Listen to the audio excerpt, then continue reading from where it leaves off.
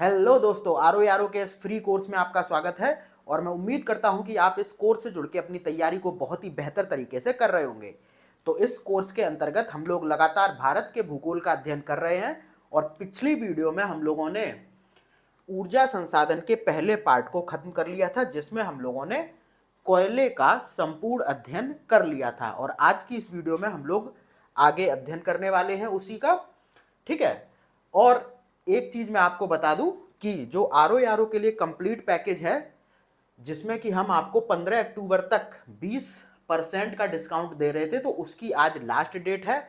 आप अगर लेना चाहते हैं तो आज आपको कोर्स 1264 रुपये का मिल जाएगा और टेस्ट सीरीज सिर्फ आपको 280 रुपये की मिल जाएगी। ठीक है। बाद बाकी कंप्लीट जो कोर्स है आर ओ का, इसमें आपको कंप्लीट नोट्स हार्ड कॉपी के रूप में घर पर भेजे जाएंगे और जो टेस्ट सीरीज और करंट अफेयर्स होगी वो आपको व्हाट्सएप पर पेड ग्रुप के माध्यम से मिलेगी। ठीक है। ये सारी चीज़ें हैं। बाद बाकी अगर आप इंटरेस्टेड हैं तो 8630246905 पर कॉल या व्हाट्सएप करके इस कोर्स की पूरी जानकारी को लीजिए। ठीक है। अब करते हैं अपनी क्लास को स्टार्ट। तो कल हम लोगों ने ऊर्जा संसाधन के अंतर्गत कोयले का संपूर्ण अध्ययन कर लिया था कि कोयला क्या है, कितने प्रकार का होता है, कहाँ कहाँ पाया जाता है। ठीक है। आज हम लोग बात करते हैं पेट्रोलियम की। ठीक है। तो पेट्रोलियम की अगर हम लोग बात करें तो ये टर्सरी युग की अवसादी चट्टानों में पाया जाता है। बहुत बार क्वेश्चन पूछा गया है कि जो पेट्रोलियम है वो किस प्रकार की चट्टानों में पाया जाता है। तो आपको याद रखना है कि जो पेट्रोल है वो टर्सरी युग की अवसादी चट्टानों में पाया जाता है। अच्छा, पेट्रोल होता क्या है? तो ये हाइड्रोकार्बन में 70% तेल और 30%, हाँ देखो, ये जो पेट्रोलियम हाइड्रोकार्बनिक यौगिक का मिश्रण होता है। ठीक है। किसका? हाइड्रोकार्बन यौगिक का मिश्रण होता है। इस हाइड्रोकार्बन में क्या होता है? 70% तेल होता है यानी कच्चा तेल और 30% प्राकृतिक गैस होती है। अच्छा, जो पेट्रोल और प्राकृतिक गैस होती है वो हमेशा एक साथ ही पाई जाती है। जैसे पेट्रोल ऐसे मान के चलिए कहीं पर है, उसी के ऊपर प्राकृतिक गैस भी तैरती रहती है। ठीक है। तो ये दोनों चीजें एक साथ पाई जाती हैं। बाद बाकी पेट्रोलियम को जीवाश्म ईंधन कहा जाता है। क्यों कहा जाता है? क्योंकि जब बहुत से मृत जीव जंतु और जो वनस्पतियां होती हैं वो करोड़ों अरबों साल जमीन में दबे हुए रहती हैं और उसके बाद जब उन पर ताप बढ़ता है, ठीक है, उच्च ताप, और जब दबाव बढ़ता है, पारिस्थितिकी दबाव, उसके बाद वो धीरे धीरे करके यानी कि लाखों करोड़ों वर्ष बाद वही किस में कन्वर्ट हो जाते हैं? पेट्रोलियम में। ठीक है। इसीलिए इसको जीवाश्म ईंधन कहा जाता है। ठीक है। तो ये बात हो गई पेट्रोल की। बाद बाकी यहाँ से याद रखने वाली जो एक सबसे बड़ी चीज है वो ये है कि पेट्रोल टर्सरी युग की अवसादी चट्टानों में पाया जाता है। उसके बाद पेट्रोल एक जीवाश्म ईंधन है। ये भी बहुत इंपॉर्टेंट है, फैक्ट के रूप में बहुत बार पूछ लेता है। ठीक है। और क्यों है ये मैंने आपको बता दिया कि किस तरीके से इसका निर्माण पृथ्वी के भूगर्भ में होता है। ठीक है।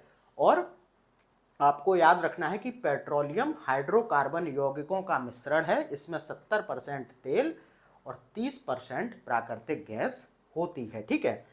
उसके बाद देखो, सबसे इंपॉर्टेंट चीज अब स्टार्ट हो रही है। ये चीजें बहुत कम पूछी जाती हैं, बस यहाँ पर इंपॉर्टेंट ये है कि ये टर्सरी युग की अवसादी चट्टानों में पाया जाता है। ठीक है। अब इंपॉर्टेंट यहाँ से स्टार्ट होता है कि एशिया का पहला तेल कुआं असम के माकूम में खोदा गया था। ये क्वेश्चन बहुत बार पूछा जा चुका है कि एशिया का, या फिर ऐसे करके पूछता है भारत का।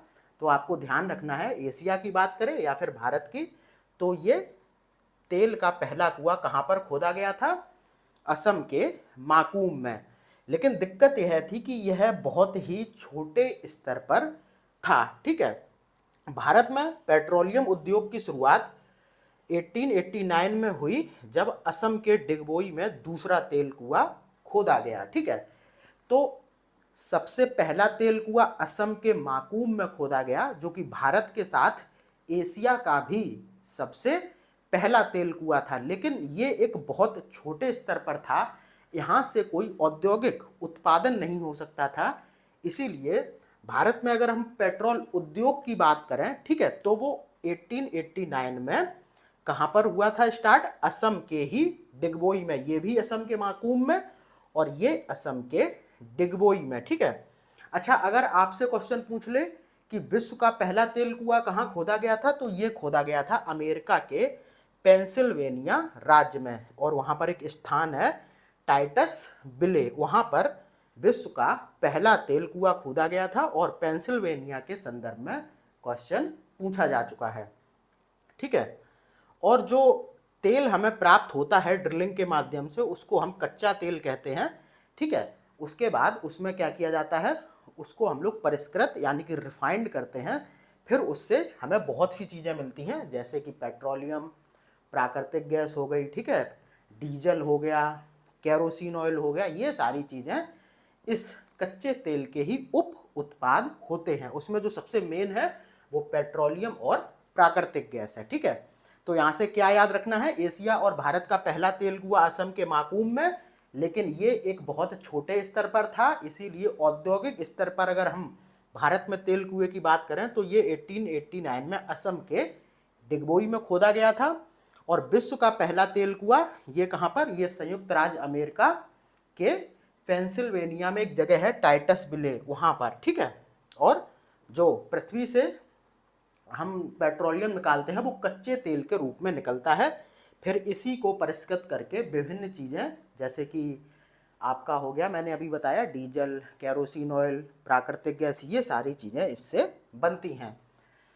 देखो वही चीज़ आगे लिखी है कि कच्चे तेल को रिफाइनरियों में परिष्कृत किया जाता है, पेट्रोलियम से ही पेट्रोल, मिट्टी का तेल यानी कि केरोसिन ऑयल, विभिन्न हाइड्रोकार्बन, ईथर, प्राकृतिक गैस आदि को प्राप्त किया जाता है, ठीक है। अब आप समझ गए कि पहले कच्चा तेल निकलता है, उसी से पेट्रोल, मिट्टी का तेल, विभिन्न हाइड्रोकार्बन, ईथर, प्राकृतिक गैस, और जो ये आप वैसलीन यूज करते हैं इसमें भी इसी का वो भी एक उप उत्पाद के रूप में उसी से निकलता है। अब देखो पेट्रोलियम से इसके अवयवों को अलग करने की प्रभावी जो विधि है वो कौन सी है, प्रभावी आसवन विधि। ये सारी चीज़ें खैर पूछी नहीं जाती हैं, लेकिन आप लोग याद कर लीजिए, शायद कभी पूछा जाए कि पेट्रोलियम से इसके अवयवों को अलग करने की विधि कौन सी है, तो वो है प्रभावी आसवन विधि, ठीक है। इसे पेट्रोलियम शोधन भी कहा जाता है, ठीक है। तो यहाँ पर जो सबसे इम्पोर्टेंट चीज़ है वो ये है कि इस कच्चे तेल से हमें क्या क्या प्राप्त होता है। तो एक हो गया ये क्या, पेट्रोल, मिट्टी का तेल, डीजल, विभिन्न हाइड्रोकार्बन, ईथर, प्राकृतिक गैस, और जो पेट्रोलियम जेली होती है वो मोम वगैरह सब इसी से प्राप्त होते हैं, ठीक है। उसके बाद देखो हम लोग देख लेते हैं कि भारत में पेट्रोलियम संसाधन के प्रमुख क्षेत्र कौन कौन से हैं, यानी कि ये जो पेट्रोलियम संसाधन है ये भारत में कहाँ कहाँ पाए जाते हैं, ठीक है। तो इसको थोड़ा सा हम लोग करते हैं पहले जूम, ताकि चीज़ें आपको बहुत अच्छी तरीके से दिखें। तो सबसे पहले हम लोग बात करते हैं पश्चिमी अपतटीय तेल क्षेत्र की, जो कि भारत का सबसे बड़ा और सबसे समृद्ध तेल क्षेत्र है। यहाँ पर सबसे ज़्यादा पेट्रोलियम का उत्पादन किया जाता है। अच्छा, अब ये अपतट क्या होता है, जैसे मान के चलिए ये भारत का तट है, तो तट से थोड़ी दूर का जो क्षेत्र होता है समुद्र में, उसे हम लोग कहते हैं क्या, अप तट। ये आप ध्यान रखना, इंग्लिश में ऑफशोर इसे कहते हैं। तो तट से हटकर जो समुद्र में थोड़ा दूर क्षेत्र होता है, तट से थोड़ा दूर, उसको हम लोग अपतट कहते हैं। तो ये जो पश्चिमी अपतटीय क्षेत्र है ये कहाँ पर है, पहले इसको देखते हैं। सबसे पहले तो भारत का सबसे बड़ा और सबसे समृद्ध तेल क्षेत्र पश्चिम अपतटीय तेल क्षेत्र है। इसके अंतर्गत मुंबई हाई व बासीन तेल क्षेत्र आते हैं, ठीक है। यहाँ पर जब आप जैसे भारत के मैप में ये महाराष्ट्र वाला जो पार्ट देखेंगे यहाँ पर, इसके बाद यहाँ पर अरब सागर में ये पश्चिमी अपतटीय तेल क्षेत्र है और यहीं पर एक बासीन तेल क्षेत्र है। मुंबई हाई तेल क्षेत्र की खोज 1976 में की गई थी। ये क्वेश्चन भी पूछा गया है कि जो मुंबई हाई तेल क्षेत्र है वो कब खोजा गया था, तो 1976 में, और यह अरब सागर में मुंबई से 176 किलोमीटर की दूर पर स्थित है। तो जैसा कि मैंने अभी आपको बताया कि जो ये मुंबई हाई तेल क्षेत्र है ये कहाँ पर स्थित है? अरब सागर में, और मुंबई से इसकी दूरी 176 किलोमीटर के लगभग है। बाद बाकी बासीन तेल क्षेत्र मुंबई हाई से दक्षिण पश्चिम में स्थित है, ठीक है, दक्षिण पश्चिम में थोड़ा सा इधर की तरफ, ठीक है। तो ये पश्चिमी अपतटीय तेल क्षेत्र की बात हो गई। तो यहाँ से याद क्या क्या रखना है कि जो पश्चिमी अपतटीय तेल क्षेत्र है ये भारत का सबसे बड़ा और सबसे समृद्ध तेल क्षेत्र है। यहाँ से सबसे ज़्यादा पेट्रोलियम निकाला जाता है, और इसकी अवस्थिति की हम बात करें तो ये कहाँ पर है? ये अरब सागर में है, और इसमें दो तेल क्षेत्र आते हैं, एक मुंबई हाई तेल क्षेत्र और दूसरा बासीन तेल क्षेत्र। मुंबई हाई तेल क्षेत्र की बात करें तो ये मुंबई से 176 किलोमीटर दूर अरब सागर में स्थित है, और जो बासीन तेल क्षेत्र है वो मुंबई हाई से दक्षिण पश्चिम में स्थित है। बाद बाकी ये जो मुंबई हाई तेल क्षेत्र है ये 1976 में खोजा गया था, ठीक है। तो ये हो गया। उसके बाद देखो ब्रह्मपुत्र घाटी तेल क्षेत्र, तो जो ब्रह्मपुत्र नदी की घाटी है उसमें भी पेट्रोलियम पाया जाता है। तो अब देखते हैं कहाँ कहाँ पर। तो असम या ब्रह्मपुत्र घाटी तेल क्षेत्र देश का सबसे पुराना तेल क्षेत्र है, ठीक है। ये जो अभी आपने पढ़ा था माकूम और डिगबोई के बारे में, वो इसी ब्रह्मपुत्र घाटी तेल क्षेत्र के अंतर्गत आते हैं, और ये तेल क्षेत्र सबसे पुराना है, ठीक है, क्योंकि यहाँ पर देश का और एशिया का पहला तेल कुआं भी खोदा गया था। कहाँ पर? माकूम में, जो कि इसी ब्रह्मपुत्र घाटी तेल क्षेत्र के अंतर्गत स्थित है। देखो यहाँ पर अभी आगे आएंगी भी वो चीजें। अब देखो इस ब्रह्मपुत्र घाटी तेल क्षेत्र या असम घाटी तेल क्षेत्र के अंतर्गत हम लोग बात करें तो इसके अंतर्गत माकूम, डिगबोई, नाहरकटिया, हुगरी जनमोरान और सूरमा घाटी तेल क्षेत्र आते हैं। असम का अमगुरी भी पेट्रोलियम उत्पादन हेतु जाना जाता है। तो ये इतने स्थान हैं, ये आपको रटने हैं, ठीक है। पहली बात तो जितने भी चाहे खनिज संसाधन हो या फिर ऊर्जा संसाधन हो, इनकी अवस्थिति के संदर्भ में आपको बहुत अच्छी तरीके से चीज़ों को याद करना होगा। देखो यहाँ पर आप, अगर आपके पास प्रीवियस ईयर क्वेश्चन पढ़े हो घटना चक्र वगैरह, तो उसको आप अभी लेके थोड़ा सा आइए और वहाँ से एक बार क्वेश्चन देख लीजिए। यहाँ से या तो क्वेश्चन पूछा जाता है डाटा के बारे में, ठीक है, ज़्यादातर, और नहीं तो 90% क्वेश्चन यहाँ से वही मिले होंगे आपको जो कि किसी खनिज की अवस्थिति से संबंधित होंगे, ठीक है। तो जैसे कि यहाँ पर आप देखेंगे कि असम या ब्रह्मपुत्र घाटी तेल क्षेत्र के अंतर्गत कौन कौन से तेल क्षेत्र आते हैं, तो इनको रटिए। माकूम, डिगबोई, नाहरकटिया, हुगरी जनमोरान, सूरमा घाटी, और उसके बाद एक और जगह है असम में ही है, अमगुरी, ठीक है। इतने हो गए। उसके बाद देखो राजस्थान के भी कुछ स्थान पर पेट्रोल पाया जाता है। तो राजस्थान के अंतर्गत हम लोग देखें तो बाड़मेर में शक्ति, ऐश्वर्या, मंगला और भाग्यम तेल क्षेत्र, और वहाँ पर कुछ जगहों पर जैसे हम देखें तो जैसलमेर और बीकानेर में भी पेट्रोलियम संसाधन मौजूद हैं, ठीक है। तो ये जो आप देख रहे हैं शक्ति, ऐश्वर्या, मांगला और भाग्यम, ये विभिन्न तेल क्षेत्रों के नाम हैं कहाँ पर? राजस्थान में, और ये क्वेश्चन पूछा जा चुका है। नाम रट लीजिए, शक्ति, ऐश्वर्या, मंगला और भाग्यम। बाद बाकी जैसलमेर और जो बीकानेर जिला है राजस्थान का, वहाँ पर भी पेट्रोलियम संसाधन मौजूद है, ठीक है। अब देखते हैं गुजरात वाला क्षेत्र।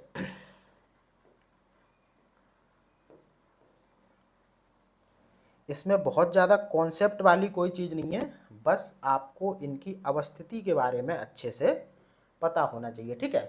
तो अब देखो गुजरात में देखते हैं कि कहाँ कहाँ पर पेट्रोलियम संसाधन पाया जाता है। तो गुजरात में हम लोग बात करें तो ये खंबात, अंकलेश्वर बहुत इम्पॉर्टेंट है। उसके बाद कलोल, ठीक है, ये भी बहुत इम्पॉर्टेंट है। नवग्राम, सानंद और लुनेज, ये भी बहुत बार पूछा जाता है, ठीक है। तो ये सारे तेल क्षेत्र गुजरात तट पर स्थित हैं, ठीक है। एक बार मैं फिर से रिपीट कर देता हूँ। खंबात सबको याद हो जाएगा, खंबात की खाड़ी, अंकलेश्वर, ठीक है, कलोल, नवग्राम, सानंद और लुनेज, ये तेल क्षेत्र गुजरात तट तेल क्षेत्र के अंतर्गत शामिल हैं। अब देखो जो पूर्वी अपतटीय क्षेत्र है भारत का, जो पूर्वी अपतटीय वाला क्षेत्र है, इसके अंतर्गत हम लोग देख लेते हैं पहली बात तो आपको पता होना चाहिए कि जो पूर्वी अपतटीय तेल क्षेत्र है ये देश का सबसे नया तेल क्षेत्र है। सबसे पुराना तेल क्षेत्र कौन सा है, अब याद करिए, असम घाटी या फिर ब्रह्मपुत्र घाटी तेल क्षेत्र। ठीक है, अब देखो इसके अंतर्गत हम लोग देखते हैं कि कौन कौन से क्षेत्र आते हैं। तो गोदावरी कृष्णा डेल्टा के मुहाने पर बंगाल की खाड़ी के अपतटीय क्षेत्र में रावा अपतट तेल क्षेत्र की खोज हाल ही में की गई है।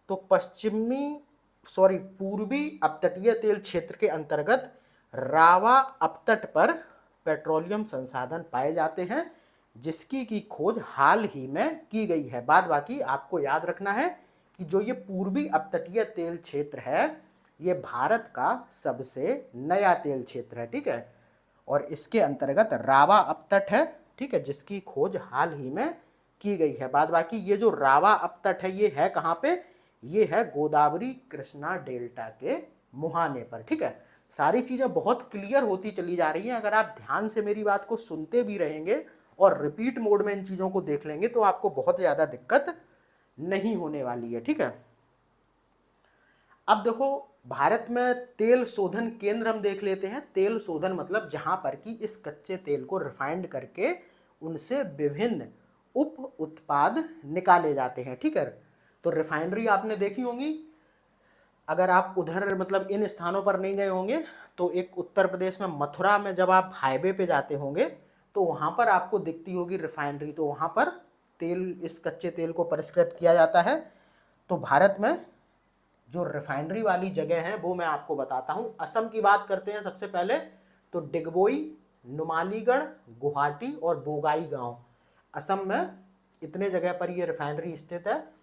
और इनको आप बहुत अच्छी तरीके से देखिए क्योंकि यहाँ से भी क्वेश्चन बहुत बार युग्म सुमेलन के लिए आता है। ठीक है, अच्छा मैं एक चीज बता दूं, जो मैं आपको सारणीबद्ध जीएस की जो किताब सजेस्ट करता हूं वो इसीलिए सजेस्ट करता हूं क्योंकि उसमें सारी इन टेबल्स को बहुत अच्छे से दिया गया है।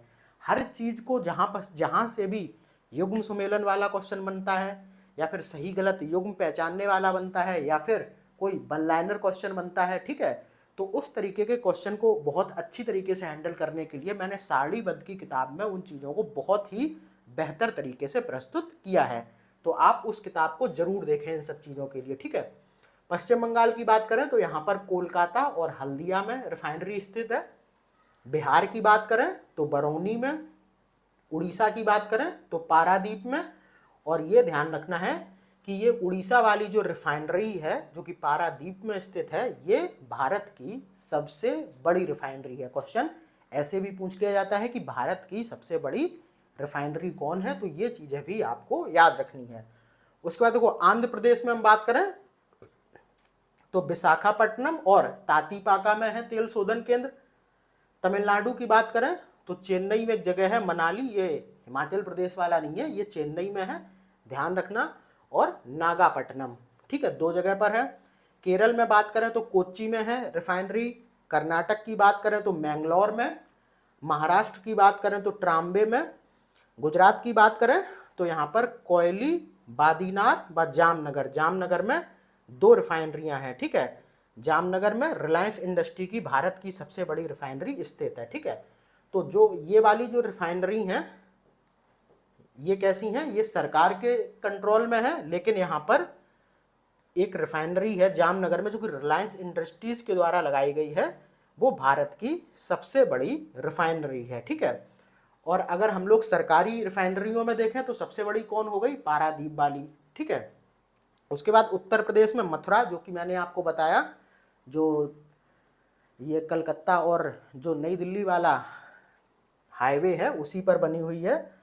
पंजाब में बात करें तो भटिंडा और पानीपत में है। और मध्य प्रदेश में बीना, बीना के संदर्भ में क्वेश्चन बहुत पूछा जाता है। ठीक है, बाद बाकी गुजरात में देखेंगे तो कोयली, बादीनार और जामनगर, जामनगर में दो रिफाइनरियां हैं जिसमें कि एक किसके द्वारा स्थापित की गई है, रिलायंस इंडस्ट्रीज के द्वारा। ठीक है, और ये भारत की सबसे बड़ी रिफाइनरी है। बाद बाकी ये हम देखें जो सरकारी यानी कि जो सार्वजनिक क्षेत्र की रिफाइनरियां हैं जिन पर सरकार का कंट्रोल है उसमें सबसे बड़ी उड़ीसा के पारादीप वाली। ठीक है, आगे अब यहाँ पर आपको देखना है कि भारत में कुल 23 तेल शोधन केंद्र है। यानी कि अगर आपसे सीधी सीधी संख्या पूछ ली जाए कि भारत में कुल कितनी रिफाइनरियां यानी कि तेल शोधन केंद्र हैं, तो 23 हैं।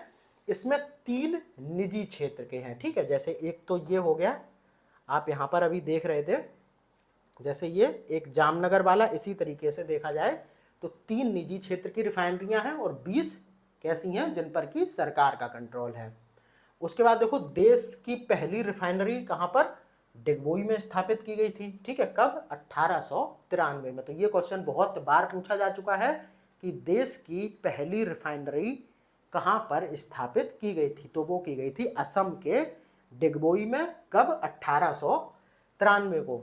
अच्छा, स्वतंत्र भारत की पहली रिफाइनरी कौन सी थी, तो वो थी मुंबई में स्थापित, जिसे कि 1954 में स्थापित किया गया था, ठीक है। तो क्वेश्चन ऐसे भी बन सकता है कि स्वतंत्र भारत की पहली रिफाइनरी कौन थी या फिर पहला तेल शोधनशाला कौन था, तो वो मुंबई में स्थापित किया गया था। और कब, 1994 में। और जो सबसे 23वीं यानी कि सबसे नई रिफाइनरी है वो कौन है, वो है पारादीप उड़ीसा वाली, जिसे कि 2016 में स्थापित किया गया था। उसके बाद देखो, भारत में सर्वाधिक तेल शोधन केंद्र है असम में और गुजरात में। इनमें आपने देखा था, असम में देखेंगे तो 4 हैं और यहाँ पर गुजरात में देखेंगे तो यहाँ भी 4 हैं। बाद बाकी आपको कहीं भी 4 रिफाइनरियाँ एक राज्य में देखने को नहीं मिलेंगी। आपको ध्यान रखना है, यहाँ पर 3 दी गई हैं, कोयली, बादीनार और जामनगर। जामनगर में आपको ध्यान रखना है कि 2 रिफाइनरियाँ हैं। इस तरीके से टोटल गुजरात में 4 और असम में भी 4 रिफाइनरियाँ हैं, जो कि भारत में सबसे ज़्यादा हैं। उसके बाद एक क्वेश्चन बहुत पूछा जाता है कि भारतीय पेट्रोलियम संस्थान कहाँ स्थित है, ये बहुत बार पूछा गया है। तो ये देहरादून में स्थित है और इसे 1960 में स्थापित किया गया था, ठीक है। भारतीय पेट्रोलियम संस्थान देहरादून 1960 में। एक चीज़ और पूछी जाती है कि राजीव गांधी पेट्रोलियम तकनीकी संस्थान कहाँ पर स्थित है, तो ये है असम के शिव सागर में, ठीक है। तो दोनों को याद कर लीजिए, भारतीय पेट्रोलियम संस्थान है देहरादून में और राजीव गांधी पेट्रोलियम तकनीकी संस्थान है असम के शिव सागर में, ठीक है। उसके बाद थोड़ी सी हम लोग उन एजेंसियों की या फिर कंपनियों की बात कर लेते हैं। ये सारी सार्वजनिक क्षेत्र की कंपनियां हैं जो कि पेट्रोलियम के उत्खनन में यानी कि कच्चे तेल को निकालने में, इनकी खोज करने में, नए तेल क्षेत्र खोजने आदि में लगी हुई हैं। तो सबसे पहले हम लोग बात करते हैं ऑयल इंडिया लिमिटेड की। तो ये भारत सरकार के पेट्रोलियम एवं प्राकृतिक गैस मंत्रालय के अधीन कार्य करती है, ठीक है। और 1959 में एक ऑयल इंडिया प्राइवेट लिमिटेड थी, वही बाद में 1983 में ये सरकार की सार्वजनिक कंपनी बन गई, ठीक है, जिसे आज आप लोग ऑयल इंडिया लिमिटेड के नाम से जानते हैं। तो आपको यहाँ पर ध्यान ये रखना है कि सबसे पहले 1959 में एक कंपनी थी ऑयल इंडिया प्राइवेट लिमिटेड, यानी कि पहले ये प्राइवेट कंपनी थी, इसे प्राइवेट सेक्टर के द्वारा ऑन किया जाता था, लेकिन 1983 में इसे सार्वजनिक कंपनी बना दिया गया और अब ये पेट्रोलियम एवं प्राकृतिक गैस मंत्रालय के अधीन कार्य करती है, ठीक है। उसके बाद ओएनजीसी की बात करें। अच्छा, इनके कार्य मैं नहीं समझाऊंगा, इनके कार्य वही हैं, नए तेल क्षेत्रों की खोज करना और ज़मीन से तेल को निकालना, उनका क्या बोलते हैं सब आयात निर्यात, इन्हीं के सब कुछ हाथों में होता है। तो ये सारी चीज़ें ये करते हैं। बस यहाँ पर जो चीज़ें पूछी जाती हैं वो ये पूछ ली जाती हैं कि इनकी स्थापना कब हुई थी और क्या बोलते हैं किसके अधीन ये कार्य करती हैं। तो ये सारी चीज़ें यहाँ पर ज़्यादा इंपॉर्टेंट है। बाद बाकी इनकी स्थापना का वर्ष आप लोग जरूर याद रखें। अब देखो, ओएनजीसी की बात करें तो ओएनजीसी सार्वजनिक क्षेत्र की एक पेट्रोलियम कंपनी है, वही है। तो उसके बाद देखें, पंडित जवाहरलाल नेहरू ने 1955 में ओएनजीसी का शिलान्यास किया था, ठीक है। और 1956 को इसे तेल एवं प्राकृतिक गैस आयोग का नाम दिया गया। ओएनजीसी का फुल फॉर्म क्या है, तेल एवं प्राकृतिक गैस आयोग, ठीक है। उसके बाद देखो, 1994 में तेल एवं प्राकृतिक गैस आयोग को एक निगम के रूप में स्थापित कर दिया। यह भारत सरकार की एक महारत्न, कंपनियों की विभिन्न श्रेणियां होती हैं, नवरत्न, महारत्न, तो ये भारत सरकार की एक महारत्न कंपनी है। बस इसका इतना ध्यान रखना कि इसका शिलान्यास जवाहरलाल नेहरू के द्वारा 1955 में किया गया था और 1956 में इसको तेल एवं प्राकृतिक गैस आयोग का नाम दिया गया। ठीक है, उसके बाद देखो ओएनजीसी विदेश लिमिटेड। अब विदेश से आप लोग समझ जाओ कि इसका काम क्या है। ये भारत से बाहर तेल और गैस के उत्पादन के लिए संभावनाएं तलाश करती है, जिसमें तेल और गैस का अन्वेषण, विकास और उत्पादन शामिल है। ठीक है, इसका गठन कब किया गया था? 1956 में। ठीक है, तो ये सारी चीजें हैं, आप लोग इसको देखिए बहुत अच्छे से। बस इनके स्थापना के वर्ष याद कर लीजिए, वो ही काफ़ी है। बाद बाकी इनसे कुछ ज़्यादा क्वेश्चन नहीं बनते हैं, लेकिन आपकी कोई भी चीज़ छोटे ना, इसीलिए मैं सारी चीज़ों को यहाँ पर आपके सामने लेके आ जाता हूँ। अब देखो बात करते हैं किसकी? प्राकृतिक गैस की, जो कि पेट्रोल के साथ ही पाई जाती है। ठीक है, तो यहाँ पर लिखा हुआ है पेट्रोलियम एवं प्राकृतिक गैस एक साथ पाई जाती है।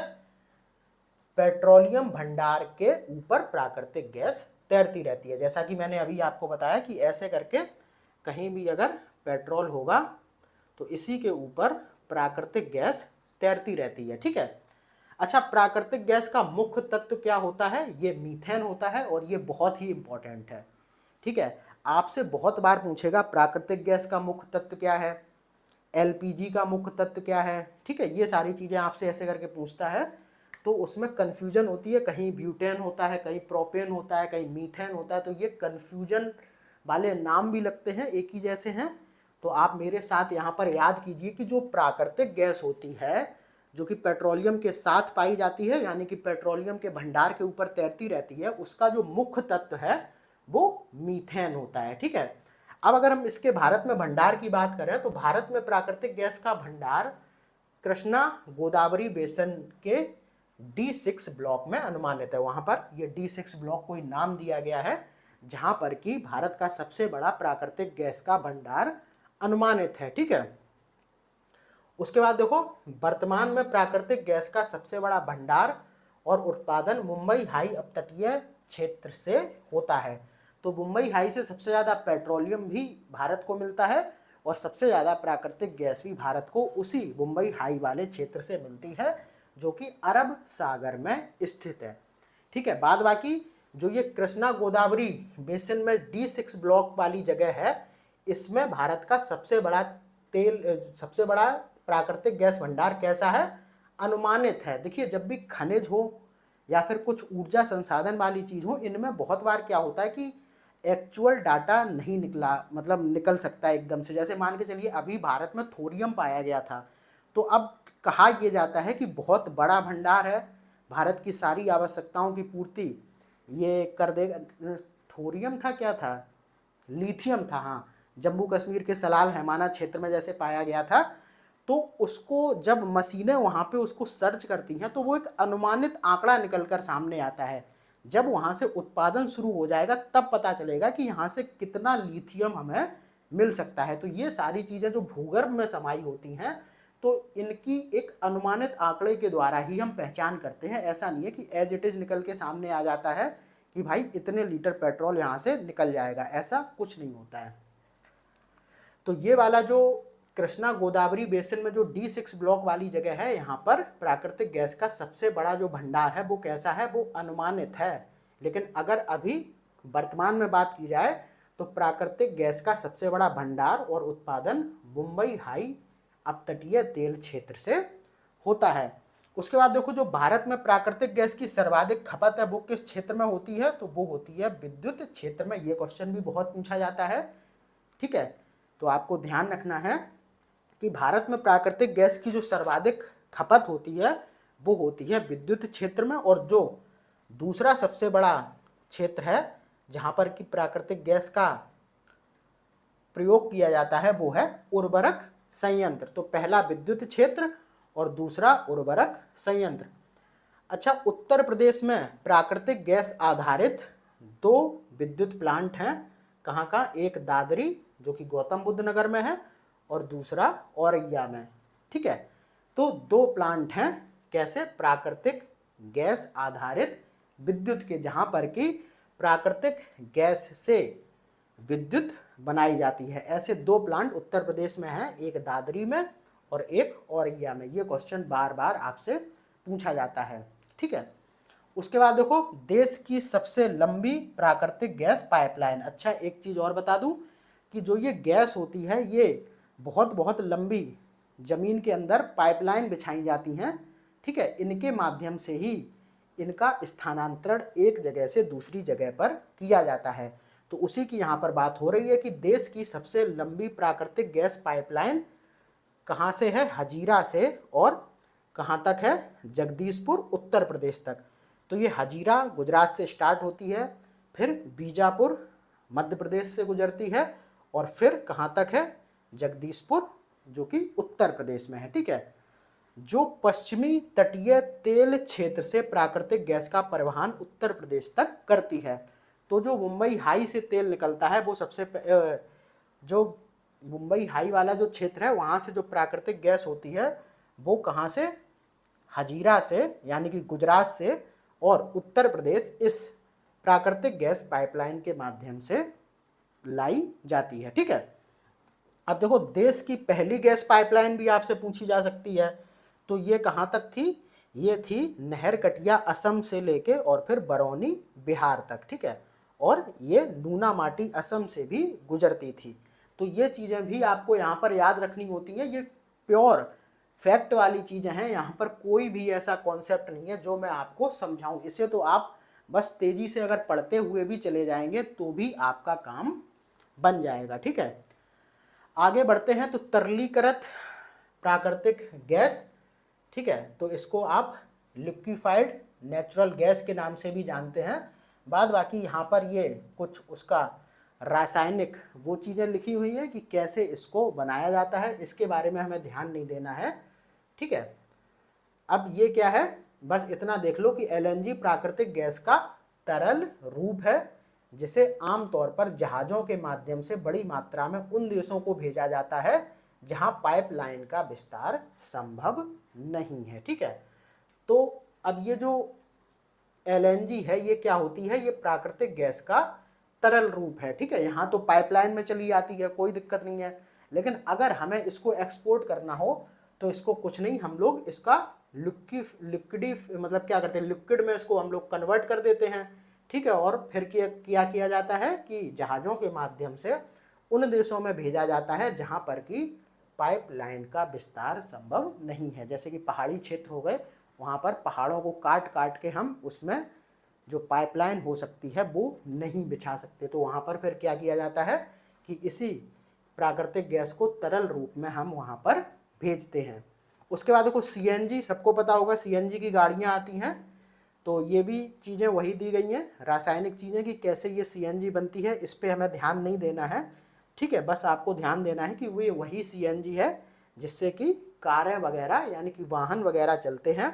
बाद बाकी बस यहाँ से एक चीज़ ध्यान रखनी है कि इस सीएनजी को यानी कि कंप्रेस्ड नेचुरल गैस, जिसे हिंदी में संपीड़ित प्राकृतिक गैस बोलते हैं, ये सारे प्राकृतिक गैस के ही विभिन्न स्वरूप हैं, ये आपको ध्यान रखना है।